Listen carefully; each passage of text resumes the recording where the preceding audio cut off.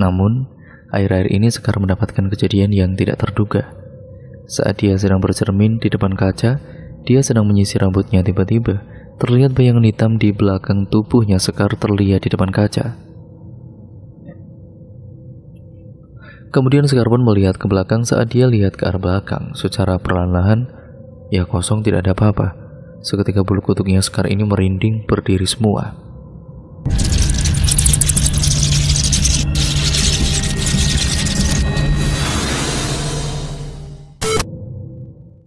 Silakan Mbak. Bu, dilihat-lihat dulu. Ini ada produk terbaru, teriak Sekar. Ini untuk apa Mbak? Tanya pembeli. Ini krim wajah Bu. Ya dijamin nanti kulit wajah ibu jadi cerah, ucap Sekar. Salah satu pembeli yang datang kepada Sekar karena tertarik ingin melihat produk kosmetiknya. Sekar selalu bersikap ramah kepada para pembeli yang datang ke situ, supaya pembeli tersebut nyaman. Setiap harinya Sekar bekerja di sebuah mall. Dia bekerja sebagai sales. Pekerjaan menjadi sales gampang-gampang mudah. Karena setiap harinya Sekar selalu harus mencari target penjualannya. Jadi dia harus terus mencari pelanggan lain agar dapat membeli produk yang ditawarkan oleh Sekar. Sekar menjadi sales produk kosmetik. Setiap hari dia teriak-teriak untuk menarik pembeli. Namun hanya beberapa orang saja yang menghampiri Sekar.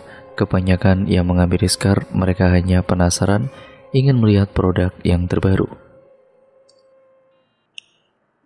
Tidak hanya Sekar saja yang menjadi sales di situ, akan tetapi banyak juga temannya. Mereka saling bersaing untuk mendapatkan pelanggan agar produk yang ditawarkan tersebut laku. Sebelum menjadi pekerja sales, Sekar ini bersekolah di sebuah SMA yang ada di daerahnya. Dia bersekolah dengan mengambil jurusan IPA. Namun pekerjaan yang dia kerjakan menjadi sales, ya tidak masalah. Sekar bekerja untuk membantu kebutuhan ibunya dan kedua adiknya. Saat sedang sekolah, Sekar tadinya bingung mau bekerja apa nantinya setelah lulus sekolah. Sekar tengah ujian semester, dan sebentar lagi dia akan melaksanakan ujian sekolah. Detik-detik kelulusan semakin dekat. Sekar pun bingung. Dan ketika jam istirahat di depan kelas, Sekar melamun sendirian sehingga dia ditegur oleh salah satu teman kelasnya. Kamu kenapa Kar? Kok ngelamun gitu sih? Tanya Yuli. Seketika Sekar yang sedari tadi melamun terperanjat dikagetkan kedatangan Yuli. Gak apa-apa Yul, ucap Sekar. Yang benar kamu Kar. Seperti banyak pikiran, kamu itu loh. Cerita sajalah Kar sama aku. Iya Yul, aku bingung nanti setelah lulus sekolah mau kerja apa ya, ucap Sekar. Oh gitu, gak usah dipikirin lah, nanti saja biar berjalan mengalir dengan sendirinya. Gak bisa Yul, aku harus cepat cari kerja mulai sekarang. Aku tidak mau setelah lulus menganggur, aku mau bantu ibuku, ucap Sekar. Iya Kar, aku tahu itu, tapi mendingan kamu fokus untuk ujian sekolah dulu aja. Setelah lulus, baru kamu bisa pikirkan itu. Sekar pun hanya menghela nafas panjang mendengar apa yang dikatakan oleh Yuli. Hingga tiba di mana Sekar ujian sekolah. Di dalam kelas, Sekar termasuk anak yang pintar selama ini. Sekar selalu mendapatkan peringkat di kelasnya. Hari ini, Sekar melaksanakan ujian sekolah. Meskipun begitu, Sekar selalu tenang. Beberapa hari kemudian ujian sekolah pun selesai, tinggal menunggu hasil dari nilai ujian sekolahnya. Sepulang sekolah, Sekar selalu pulang dengan menggunakan angkutan. Karena dia tidak memiliki kendaraan sepeda motor, namun Sekar tidak pernah malu naik angkutan ke sekolah. Sesampainya di rumah, Sekar biasanya langsung menemui ibunya yang sedang memasak untuk jualannya besok. Assalamualaikum. Waalaikumsalam, jawab ibunya dari dalam rumah. Sudah pulang nak? Gimana ujiannya? Iya Bu, udah selesai. Lancar alhamdulillah Bu, lancar semuanya. Tinggal nunggu hasil ujiannya saja ini, jawab Sekar. Semoga nilai kamu bagus-bagus ya, Kar. Amin, Bu. Kemudian Sekar pun masuk ke dalam kamar untuk berganti baju. Setelah ganti baju, dia bantu-bantu ibunya masak. Sini aku bantuin, Bu. Kamu gak capek emangnya? Enggak, Bu, gak apa-apa. Sekar pun kemudian membantu ibunya membuat adonan kue, serta menggoreng bawang. Ibu Rusna ini berjualan kue dan cemilan ringan yang dibungkus kecil-kecil dengan plastik. Kue dan jajanan itu nantinya Ibu Rusna titipkan ke warung-warung.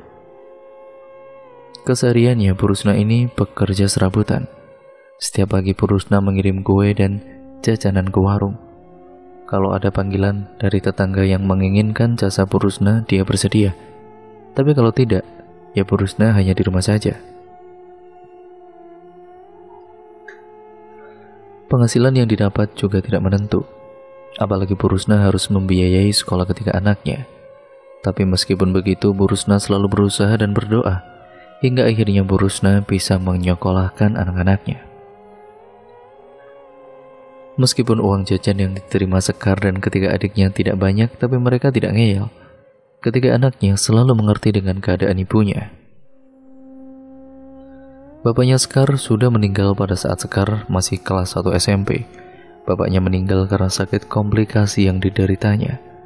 Keluarganya tidak bisa untuk membiayai pengobatan bapaknya hingga pada akhirnya Bapak Sekar meninggal dunia karena penyakit yang telah menggerogoti tubuh bapaknya.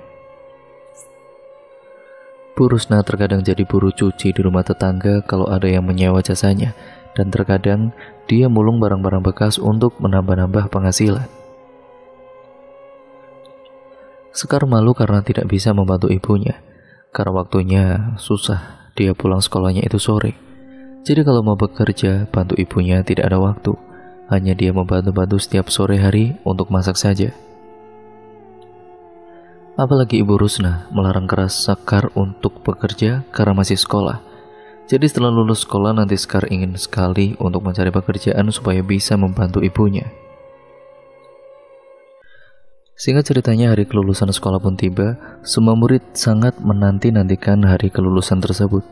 Pengumuman murid yang mendapat peringkat pun dilaksanakan. Dan saat itu Sekar mendapat peringkat 1 di kelasnya.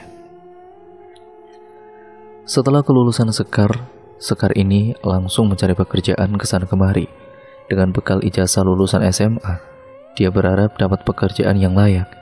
Saat itu Sekar mencari pekerjaan kesana kemari sendirian dengan naik angkutan.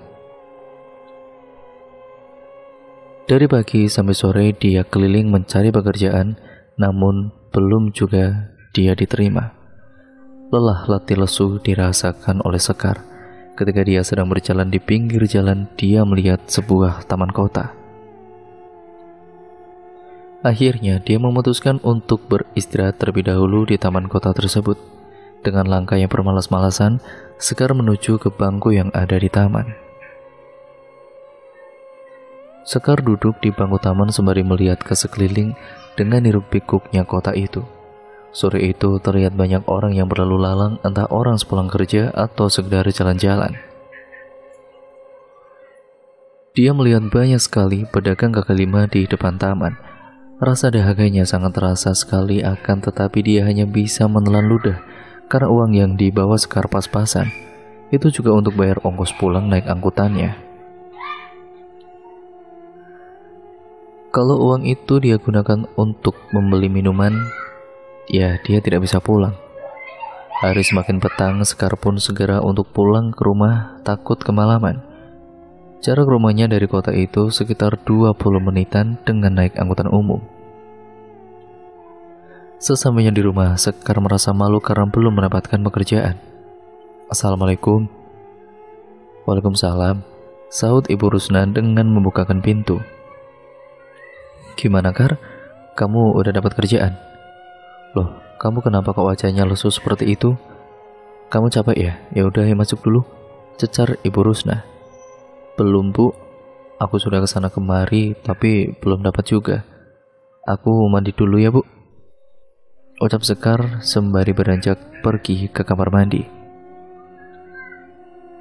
Setelah mandi dan melaksanakan sholat, Sekar dengan ibunya serta kedua adiknya ini makan malam bersama. Sabar ya Kar, kamu jangan menyerah. Ibu yakin kamu pasti dapat kerjaan kok. Mungkin sekarang belum rezeki kamu saja, ucap Ibu Rusna. Iya Bu, jawab Sekar singkat. Malam itu mereka makan malam dengan nasi lauknya ikan asin dengan oseng-oseng mentimun. Tapi meskipun mereka makan dengan lauk seperti itu, mereka sangat bersyukur karena masih bisa makan. Setelah makan malam, Sekar pun beranjak pergi masuk ke dalam kamar. Sebelum tidur, dia menatap layar ponsel terlebih dahulu bermain sosial medianya. Tiba-tiba saja, Sekar mendapat ataupun melihat ada sebuah informasi lowongan pekerjaan di sebuah mall sebagai sales. Dan syaratnya perempuan kelulusan minimal SMA. Sekar pun kemudian berminat untuk mendaftarkan diri pada lowongan kerja tersebut. Keesokan harinya, Sekar langsung bersiap-siap untuk berangkat ke sebuah mall yang melayangkan lowongan pekerjaan tersebut. Segera Sekar datang dengan naik angkutan umum, dan dia juga sudah membawa berkas untuk lamaran kerjaannya. Sesamanya di mall tersebut, dia menemui pihak pengelola mall yang ada di kantor. Kemudian, Sekar memberikan lamaran pekerjaannya. Sekar pun pulang ke rumah kembali, tinggal menunggu panggilan dari pihak mall. Beberapa hari kemudian, Sekar pun mendapatkan panggilan dari pihak mall. Dengan segera dia datang ke mall tersebut untuk melaksanakan interview terlebih dahulu. Berangkatlah dia ke mall tersebut. Sesamanya di sana, Sekar langsung diinterview. Dan hari itu juga, Sekar diterima bekerja sebagai sales di bagian produk kosmetik. Dia pun senang sekali karena akhirnya dia mendapatkan pekerjaan. Setelah selesai interview, Sekar pun pulang dan ingin memberitahu kepada ibunya kabar baiknya itu. Dengan hati yang gembira, Sekar pulang dengan naik angkutan umum. Assalamualaikum, Bu. Waalaikumsalam, jawab Ibu Rusna. Sekar pun langsung masuk ke dalam rumah untuk memberitahu kepada ibunya kabar baik. Bu, aku ada kabar baik, Bu. Kabar baik apa, Nak?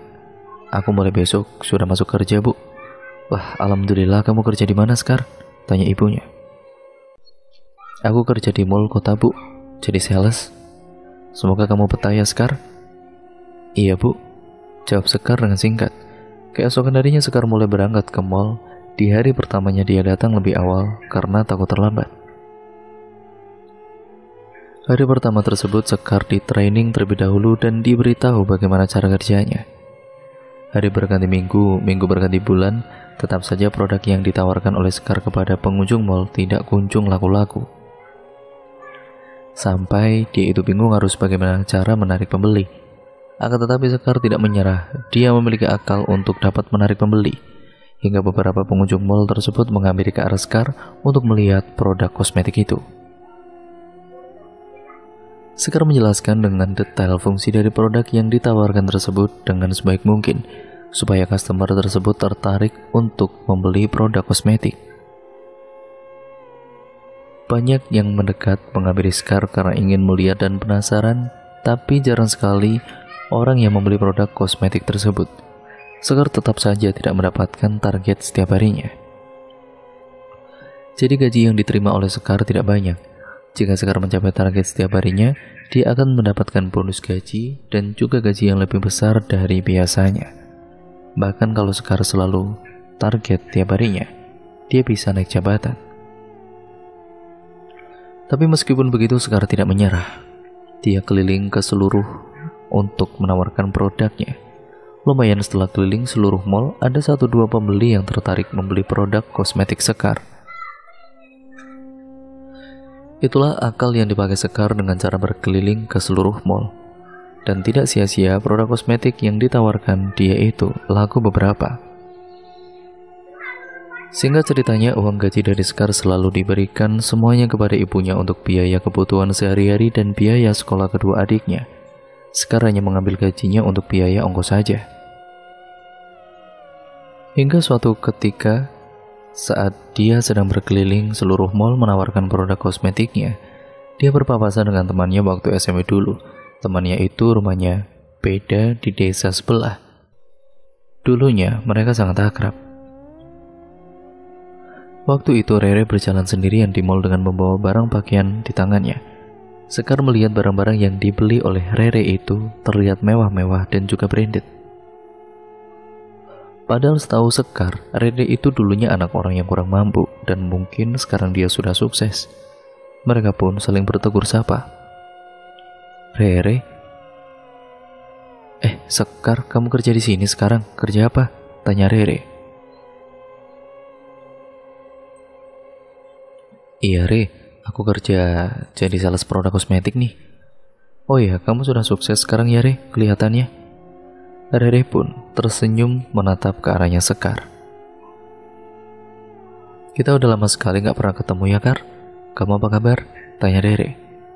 Iya kan semenjak lulus SMP kita gak ketemu, SMA-nya juga beda. Baik kok, alhamdulillah Re, jawab Sekar. Gimana kalau kita nongkrong dulu bentar di kafe sana? Ucap Rere sembari menuju ke arah kafe. Ya, gak bisa Re. Aku masih kerja, apalagi kerjaku harus ditarget. Lain kali saja ya, kalau hari libur, ucap Sekar. Oh gitu ya? Ya udah kalau gitu aku minta nomor HP kamu aja deh, nanti aku hubungi. Sekar pun mengambil HP di Sakuro yang dipakainya itu. Kemudian dengan senang hati Sekar memberikan nomor HP-nya kepada Rere. Oh iya Re, kamu kerja apa sekarang? Aku kerjanya sama kayak kamu, sebagai sales. Cuma aku di bagian sales motor. Kok kamu sekarang gak kerja Re? Tanya Sekar. Ya ini kan hari aku libur, jadi aku gak kerja lah. Ya sudah, aku pamit dulu ya Kar. Kamu lanjut kerja lagi, nanti kapan-kapan kita ketemu, ucap Rere. Iya Re, hati-hati ya, ungkap Sekar. Rere pun beranjak pergi, sedangkan Sekar kembali melanjutkan pekerjaannya dengan menawarkan produk kosmetik kepada para pengunjung mall. Singkat ceritanya, suatu ketika saat hari libur kerja itu, Sekar mendapat telepon dari nomor yang tidak dikenal. Segeralah Sekar mengangkat telepon tersebut. Halo, maaf ini siapa ya? Tanya Sekar. Halo Kar, ini aku Rere. Oh, Rere, gimana Re, ada apa? Kamu ada waktu gak hari ini? Gak ada sih, aku hari ini nyantai aja kok, ucap Sekar. Kalau begitu, kita ketemuan di kafe gimana? Kamu bisa gak? Iya bisa Re. Mau ketemu di kafe yang mana ya? Di kafe dekat taman kota aja Kar. Aku tunggu di sana ya. Oh iya Re, aku siap-siap dulu ya, jawab Sekar. Hari itu pun Sekar akan bertemu dengan Rere di sebuah kafe yang ada di dekat taman. Sekar pun bersiap-siap untuk bertemu dengan Rere. Dia naik angkutan seperti biasa menuju ke kafe tersebut. Sesampainya di kafe, terlihat Rere sudah sampai terlebih dahulu. Di ambang pintu kafe, Sekar melambaikan tangan ke arah Rere sembari berteriak memanggil nama Rere. Re, teriak Sekar. Sehingga semua mata memandang ke arah Sekar yang ada di dalam kafe tersebut. Sekar pun langsung beranjak menghampiri Rere yang tengah duduk. Maaf nunggu lama ya Re, tadi macet soalnya. Gak apa-apa Kar, kamu mau pesan apa? Nanti biar aku saja yang bayar. Ah gak usah Re, aku gak enak masa dibayarin kamu. Aku pesan es teh aja lah, jawab Sekar. Es teh? Di sini gak ada es teh kali Kar. Udah gak apa-apa, kamu pesan aja. Sekali-kali aku yang bayarin. Kemudian Sekar pun memilih salah satu minuman serta makanan yang selama ini belum pernah sama sekali Sekar coba. Re, kamu kan kerja jadi sales ya sama kayak aku. Gimana sih caranya supaya capai target? Apalagi sekarang kamu sudah dapat gaji yang tinggi ya pasti ya, cecar Sekar. Oh itu gampang Kar. Kalau kamu mau nanti kamu ikut aku saja gimana? Ikut kemana Re? Udah nanti kamu ikut aku aja. Sekar pun hanya bisa mengangguk mendengarkan perkataan dari Rere. Singkat ceritanya, setelah dari kafe, Rere mengajak Sekar ke suatu tempat. Mereka naik mobil Rere, di tengah-tengah perjalanan mereka saling berbincang-bincang.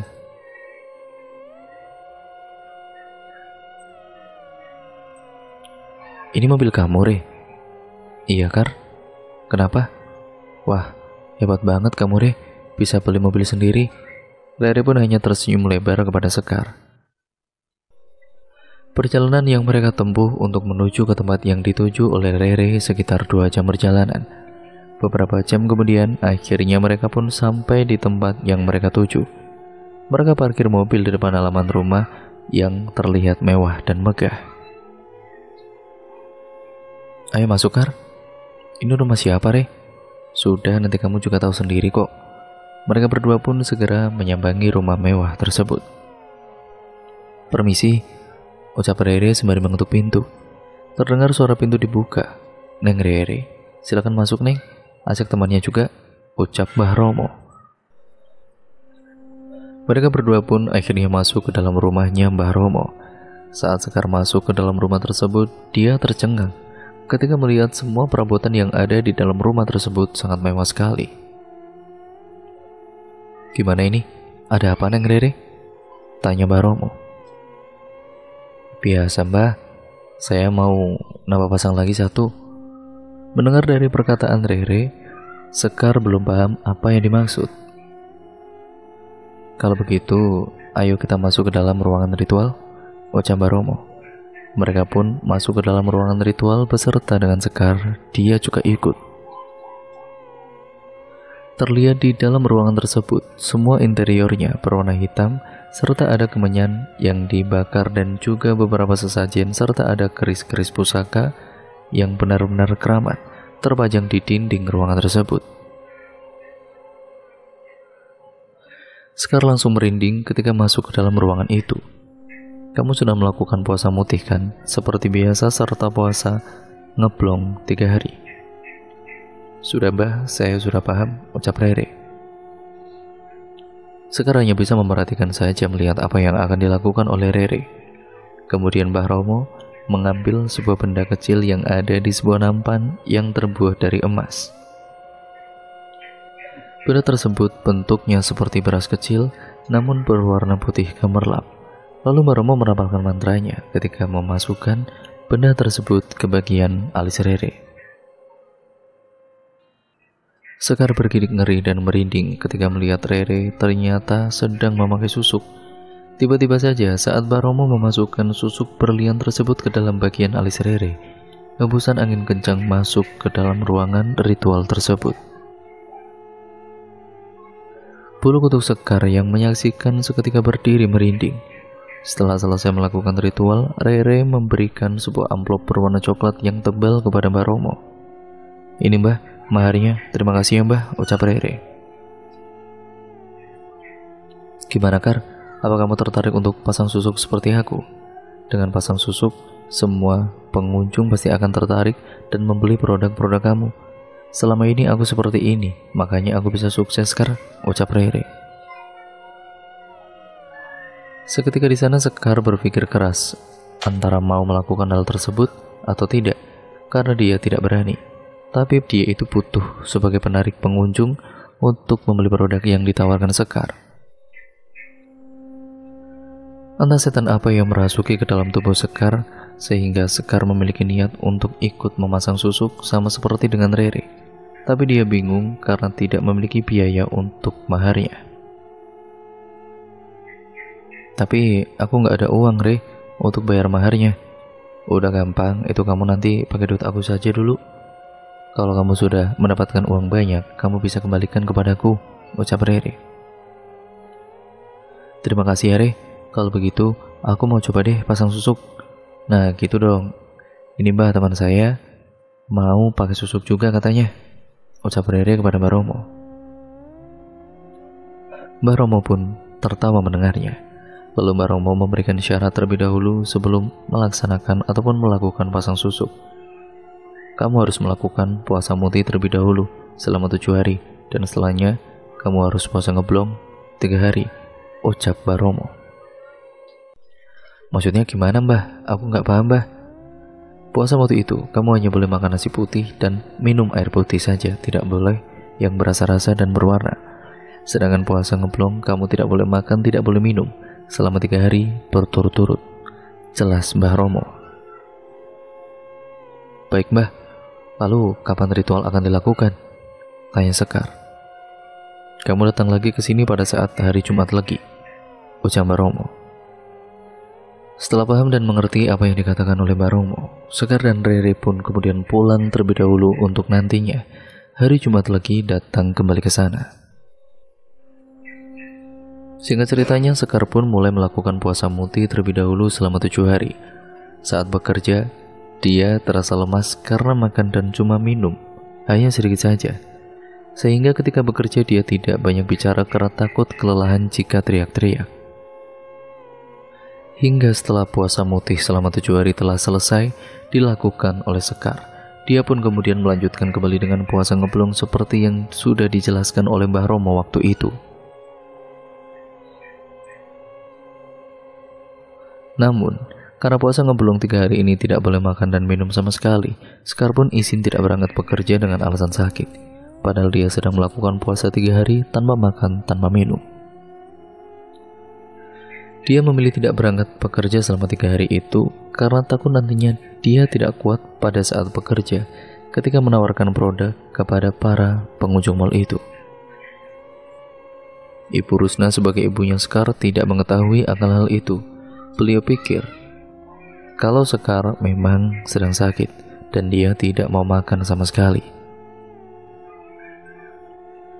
Singkat ceritanya, setelah puasa muti dan puasa ngeblon itu sudah dilakukan oleh Sekar hingga tiba di mana hari mendekati hari Jumat Legi, Sekar pun langsung menghubungi Rere untuk minta diantarkan ke rumahnya Mbah Romo. Halo Re, kamu besok sibuk nggak? Besok kebetulan aku libur Kar. Oh ya, kamu kan besok harus ke rumahnya Mbah Romo ya untuk melakukan ritual, ucap Rere. Iya Re, kamu bisa kan anterin aku ke rumahnya Mbak Romo? Bisa lah Kar, kan aku sudah janji mau meminjamkan uang sama kamu untuk bayar mahar kepada Mbak Romo, jawab Rere. Kamu tenang aja, besok aku pasti akan jemput kamu kok, timbal Rere. Makasih ya Re, kamu memang baik sekali kepadaku. Keesokan harinya Rere menghampiri ke rumahnya Sekar untuk berangkat bersama ke rumah Mbak Romo. Ayo berangkat sekarang Kar. Iya Re, jawab Sekar singkat. Lalu mereka berdua pun berjalan menuju ke rumah Mbah Romo dengan menggunakan mobil Rere. Perjalanan seperti biasa sekitar 2 jam perjalanan. Beberapa jam kemudian mereka pun sampai di rumah Mbah Romo. Kamu sudah siap kan Kar? Iya siap Re. Permisi.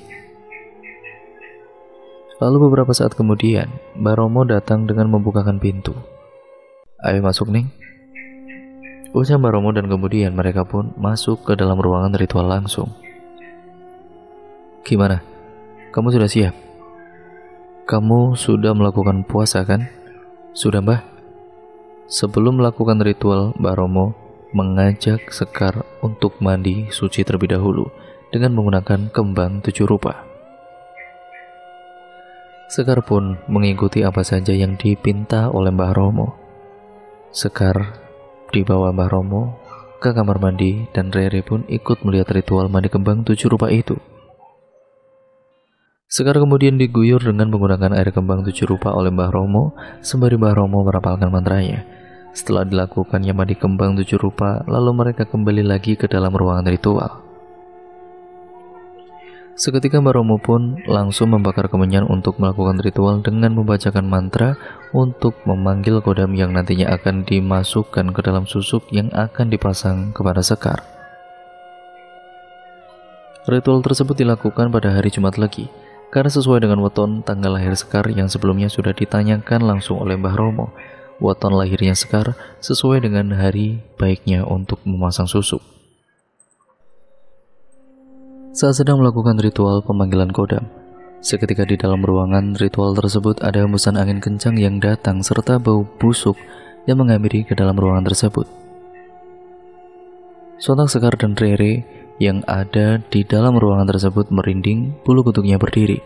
Kemudian, setelah ritual pemanggilan kodam tersebut masuk ke dalam susuk yang akan dipasang ke tubuh Sekar. Kamu, sini, ucap Mbah Romo. Sekar pun langsung beranjak mendekati Mbah Romo. Mbak Romo pun mengambil susuk berlian yang ada di nampan yang terbuat dari emas. Kemudian susuk tersebut diambil dan dengan perlahan-lahan Mbah Romo memasukkan susuk berlian dengan bentuknya yang seperti butiran beras itu ke dalam keningnya Sekar. Susuk berlian ini fungsinya untuk menambah daya tarik para pembeli ketika melihat Sekar, dan susuk berlian dapat mendatangkan rezeki sehingga produk yang ditawarkan oleh Sekar itu bisa laris. Mbak Romo kemudian memasukkan susuk berlian tersebut sembari membacakan mantra dengan mulut yang terus berkemat-kamit. Sebenarnya Sekar takut, namun karena kebutuhan yang membuat dirinya seperti ini, apa boleh buat. Sekar memasang susuk berlian terlebih dahulu karena ingin tahu khasiatnya seperti apa. Kemudian Mbah Romo memberikan wejangan kepada Sekar atas pantangan dari susuk itu. Kamu mau memakai susuk, ada pantangan yang harus kamu ingat. Pantangan apa, Mbah? Pantangannya adalah kamu tidak boleh makan sate dengan tusuk sate. Karena kalau kamu makan sate dengan tusuk sate, khasiat dari susuk itu akan memudar. Dan juga kamu tidak boleh memakan pisang emas, serta tidak boleh makan labu juga mentimun. Jelas, Mbah Romo? Baik, Mbah, saya mengerti, ucap Sekar. Setelah selesai melakukan ritual tersebut, Rere pun membayarkan uang kepada Mbah Romo. Kemudian mereka pun segera pulang setelah membayar mahar kepada Mbah Romo. Singkat ceritanya, Sekar kembali masuk lagi bekerja menjadi sales yang menawarkan produk kosmetik. Hari pertama Sekar memakai susuk tersebut benar-benar terasa khasiatnya. Hari itu, Sekar mendapat banyak pembeli dan membeli produknya. Sehingga hari itu Sekar mendapat target yang sudah ditentukan. Sekar pun sangat senang karena susuk itu benar-benar manjur. Kalau begini terus, aku bisa kaya raya dan naik jabatan nih, apalagi gajinya naik, gumam Sekar pada diri sendiri. Hari itu dia pulang lebih awal karena produk yang dijual sudah mencapai target. Tidak seperti biasanya, dia selalu pulang malam karena harus lembur dan gaji yang didapat tidak sesuai dengan lelahnya dia bekerja. Semenjak pasang susuk itulah, Sekar menjadi lebih semangat untuk bekerja. Sepulangnya bekerja, dia langsung ditanya oleh ibunya, "Kamu kok sudah pulang, nak?" "Iya, Bu, tadi aku sudah capai target." "Ibu dari mana?" "Ibu habis nyuci di rumah tetangga ya?" tanya Sekar. "Iya, Sekar, kebetulan ibu dapat panggilan untuk nyuci di rumah tetangga. Mulai sekarang ibu nggak usah lagi kerja ya, Bu. Biar Sekar saja yang kerja," ucap Sekar. "Tapi kan ibu juga masih memiliki banyak tanggungan untuk kalian, Kar.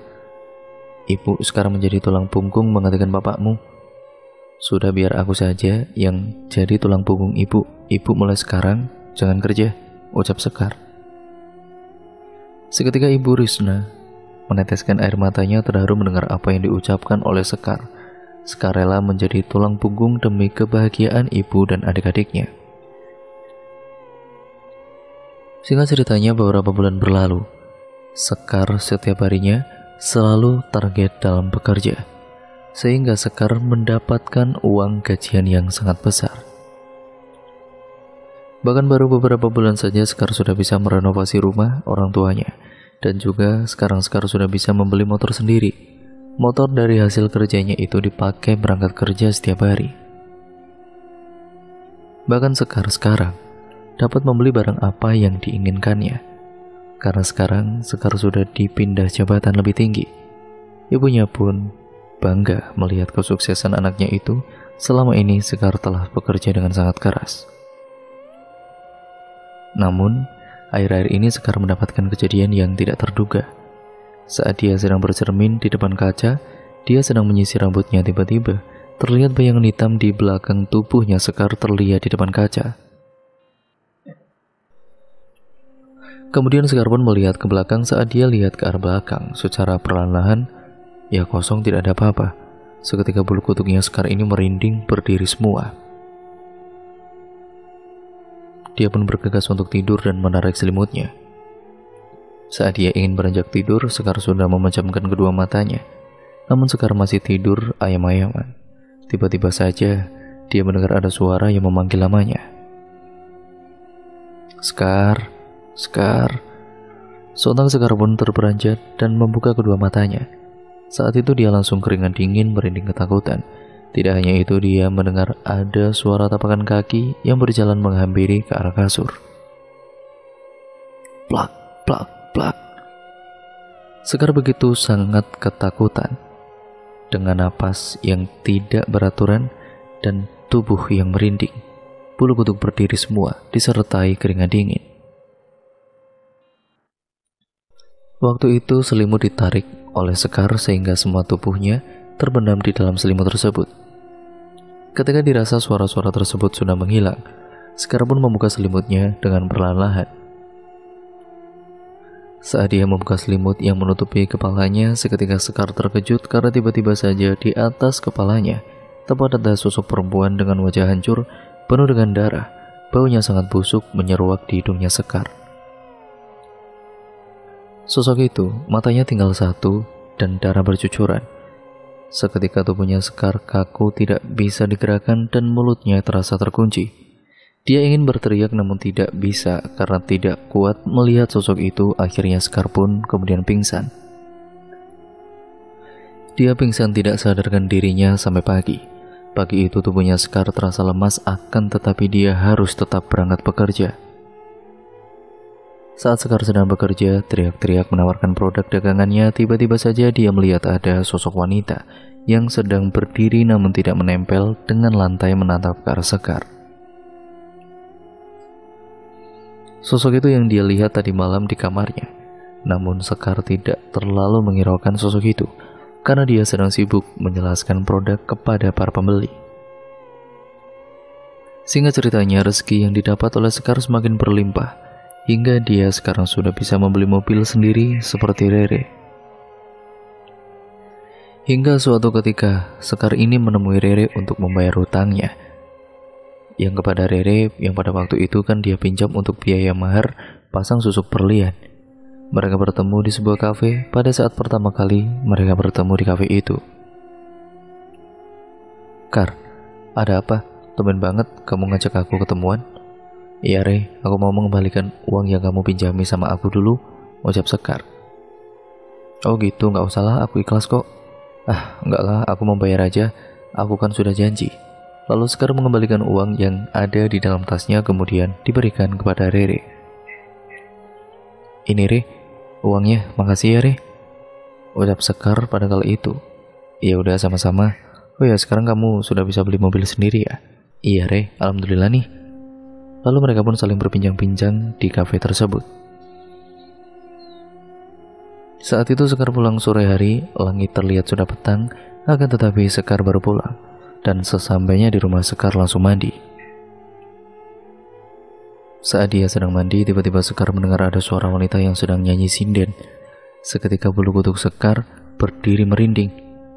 Dia pun buru-buru dan menyelesaikan mandinya. Lalu dia bergegas keluar dari dalam kamar mandi.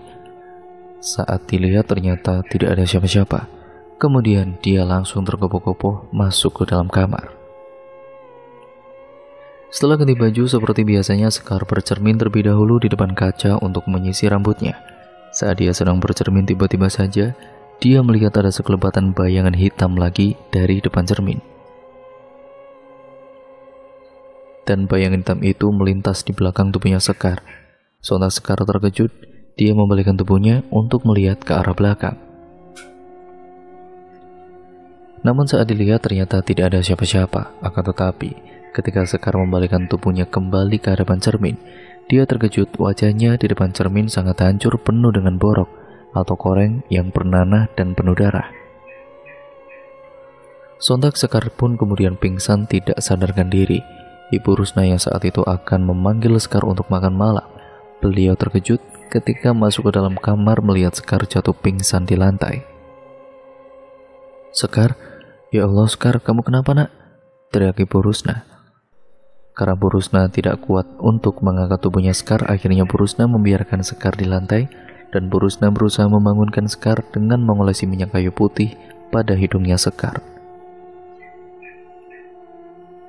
Dan 15 menit kemudian akhirnya Sekar pun tersadar. Ketika dia tersadar, Sekar langsung beranjak bangun dan bercermin. Wah, ternyata tadi cuma halusinasiku saja, gumam Sekar. Kamu kenapa, Kar? Kok bisa pingsan seperti itu? Yah, gak apa-apa, Bu, jawab Sekar. Kemudian Sekar pun dan juga ibunya langsung makan malam bersama. Singkat ceritanya, keesokan harinya Sekar berangkat bekerja seperti biasanya. Sebelum menawarkan produk kosmetiknya, Sekar membacakan mantranya terlebih dahulu. Ajiku sarini wulan wong ase, linulutan, longaku tenangisan, tekaku kinasihan, teko welas ase, marang barang ingsun, aja gustiku maneh ora asiho deweane wong, saagataton podo moro marang aku. Begitulah kira-kira bunyinya ya, kurang lebih teman-teman. Seperti biasa Sekar membacakan mantra tersebut sebanyak 3 kali, sesuai dengan apa yang diperintahkan oleh Mbah Romo. Mantra yang diberikan oleh Mbah Romo tersebut sudah dihafalkan oleh Sekar terlebih dahulu untuk dibaca sebelum dia menawarkan dagangannya kepada para pengunjung mal. Dan setelah membacakan mantra itu, tiba-tiba saja para pengunjung akan datang membeli produk kosmetik yang Sekar tawarkan. Beberapa hari kemudian, tiba-tiba saja Sekar mendapatkan kabar dari temannya kalau Rere telah meninggal dunia. Dia meninggal akibat kecelakaan yang dialaminya pada saat dia akan pergi ke rumahnya Mbah Romo. Dia berniat akan memasang susuk berlian lagi pada bagian pipinya. Dia mengalami kecelakaan mobil yang dikemudikannya dan benar-benar ringsek parah keadaannya itu. Bahkan tubuhnya Rere juga hancur rusak parah karena kecelakaan tersebut. Sekar yang mendengar kabar kalau Rere telah meninggal dunia, dia langsung datang ke rumah Rere untuk mengantarkan keperistirahatannya Rere untuk yang terakhir kalinya. Saat melihat jenazah Rere untuk yang terakhir kalinya, Sekar terkejut bukan main karena wajahnya Rere penuh dengan koreng sama seperti yang Sekar lihat dirinya sendiri di depan kaca waktu itu. Sekar menangis ketika melihat tubuh Rere hancur, dan anehnya kedua mata Rere melotot, serta mulutnya menganga lebar mengeluarkan bau busuk. Singkat ceritanya, setelah peninggalannya Rere, pada saat malam hari, sedang tertidur Sekar ini bermimpi kalau dirinya mengalami kecelakaan hebat dengan mobil yang dikendarainya itu. Dia bermimpi saat sedang mengemudi mobilnya melihat ada sosok wanita dengan muka hancur menyeberang jalan. Sontak Sekar banting setir ke arah kanan sehingga dirinya jatuh ke dalam jurang bersama dengan mobil yang dikendarainya. Sontak Sekar langsung berteriak, "Wah!" Dia pun terbangun dengan napas yang ngos-ngosan serta keringat dingin yang membasahi tubuhnya. Untung tadi cuma mimpi, gumam Sekar. Tiba-tiba saja Sekar ingin buang air kecil. Dia pun berjalan ke kamar mandi dengan perlahan-lahan, namun saat dia berjalan, dia mendengar ada suara tapakan kaki yang mengikutinya dari belakang tubuhnya. Akan tetapi saat Sekar melihat ke belakang, membalikkan tubuhnya, ternyata tidak ada siapapun. Seketika bulu kuduknya Sekar berdiri merinding. Dia akhirnya tidak jadi buang air kecil karena takut, jadinya dia tahan. Ketika dia kembali ke dalam kamarnya, Sekar mencium bau busuk yang teramat sangat menyengat serta anyir darah. Saat Sekar beranjak ke kasur, betapa terkejutnya dari langit atap kamarnya, dia melihat ada bayangan hitam. Bayangan hitam itu kemudian terbang ke arah depan kasur dan dengan perlahan-lahan, bayangan hitam tersebut berubah menjadi sosok wanita dengan wajah yang menyeramkan dan penuh dengan koreng serta matanya melotot tinggal satu. Sekar begitu sangat-sangat ketakutan melihat sosok wanita itu, sosok wanita tersebut yang juga ternyata mengeluarkan suara yang khas. Sosok itu tertawa-tawa cekikikan menatap Sekar, dan dia beberapa saat kemudian sosok itu dengan perlahan-lahan mulai menghilang. Singkat ceritanya, suatu ketika Sekar sedang menyeberang jalan. Dia akan pergi ke warung depan mall itu, tiba-tiba saja Sekar tertabrak motor. Hingga Sekar terpental karena perutnya Sekar ini terkena stang motor, sehingga Sekar terpental hingga 3 meter. Semua orang yang melihat kejadian itu langsung berbondong-bondong menolong Sekar, kemudian Sekar langsung dilarikan ke rumah sakit yang ada di dekat mal itu. Sekar kemudian diperiksa oleh dokter dan kata dokter, sedangkan pihak kepolisian yang menangani kasus kecelakaan tersebut menelepon ibunya Sekar untuk memberikan kabar. Terdengar suara ponsel berbunyi. Saat itu Bu Rusna sedang berada di dapur dan dia sedang memasak. Dan mendengar ada suara ponsel berbunyi, langsung jalan terbirit-birit. Halo, selamat siang Bu. Apa betul ini dengan ibunya Sekar? Iya betul Pak, saya sendiri ibunya Sekar. Ada apa ya Pak? Ucap Bu Rusna. Kami dari pihak kepolisian Bu, ingin memberikan kabar bahwa anak Ibu, Sekar, mengalami kecelakaan dan sekarang dia ada di rumah sakit Bu. Iya ya Pak, nanti saya segera ke sana ya Pak, ucap Ibu Rusna. Tidak lama-lama Bu Rusna pun menghentikan kegiatan masaknya dan langsung pergi ke rumah sakit. Sekar dirawat di ruang ICU karena dia mengalami pendarahan yang cukup banyak pada bagian perut. Bahkan Sekar juga mengalami koma. Wajahnya Sekar terlihat memucat dan semakin kurus tubuhnya. Sekar mengalami koma selama sebulan dan akhirnya Sekar bisa bangun kembali seperti semula. Sekar pun sudah diperbolehkan untuk pulang ke rumah rawat jalan. Singkat ceritanya, Sekar dirawat di rumah dan sekarang kondisi Sekar cukup memprihatinkan. Sekar tidak bisa berjalan dan juga tubuhnya semakin kurus. Akhirnya Sekar keluar dari pekerjaannya karena sudah tidak memungkinkan lagi dia bekerja di situ. Ibunya pun hanya bisa menangis melihat keadaan anaknya yang sekarang ini. Perlahan-lahan, uang yang dikumpulkan Sekar habis karena untuk biaya pengobatan dirinya dan untuk menebus obat setiap sebulan sekali, dan harga obat yang ditebus itu tidaklah murah. Sampai mobil milik Sekar pun terpaksa harus dijual. Suatu ketika Sekar selalu teriak-teriak. Kadang tangannya seperti orang yang menari-nari sendiri, membuat Bu Rusna ketakutan. Dan terkadang juga Sekar selalu tertawa-tawa sendiri. Setiap malam Bu Rusna selalu mendengar Sekar nyanyi sinden. Bahkan setiap malam dia akan menyinden serta tangan yang dilenggak-lenggokkan. Hingga pada suatu malam, sehabis Isya tiba-tiba tubuhnya Sekar ini kejang-kejang dengan mata yang melotot serta lidah yang menjulur ke depan dengan mulut yang menganga. Bu Rusna semakin takut dan panik. Akhirnya beliau pergi ke rumah salah satu orang pintar yang ada di kampungnya beliau. Beliau ini orang pintar yang ahli dalam hal spiritual. Bu Rusna langsung pergi ke rumah ahli spiritual tersebut. Assalamualaikum. Waalaikumsalam. Ada apa Bu? Ibu kok panik seperti itu? Tanya Pak Farul. Pak, tolongin anak saya Pak. Dia seperti kesurupan Pak, ucap Bu Rusna sembari menangis. Iya Bu, ayo kita ke sana sekarang. Ibu tenang dulu ya Bu. Kemudian mereka pun segera untuk ke rumahnya Bu Rusna. Sesamanya di rumah Bu Rusna, Pak Farul ini diajak masuk ke dalam kamar untuk melihat kondisi Sekar. Astagfirullahaladzim, dia sedang melewati sakaratul maut Bu. Mendengar apa yang diucapkan oleh Pak Farul, seketika Bu Rusna menangis, tidak kuasa membendung air matanya. Kemudian Pak Farul mencoba menerawang apa yang terjadi dengan Sekar. Ada susuk di wajah Sekar Bu. Susuk Pak? Tanya Bu Rusna. Iya Bu, susuk ini harus segera dikeluarkan karena kalau tidak dia akan susah meninggalnya. Makanya dia mengalami sakaratul maut. Kalau begitu cabut saja susuknya Pak, ucap Bu Rusna. Sebelumnya Ibu siapkan terlebih dahulu daun kelor Bu. Bu Rusna pun segera mencari daun kelor ke rumah-rumah tetangga, dan untungnya salah satu tetangganya ada yang menanam tanaman daun kelor ini. Kemudian setelah daun kelor itu sudah diambil, Bu Rusna pun langsung tumbuk sampai halus. Setelah selesai, daun kelor tersebut pun diberikan kepada Pak Farul.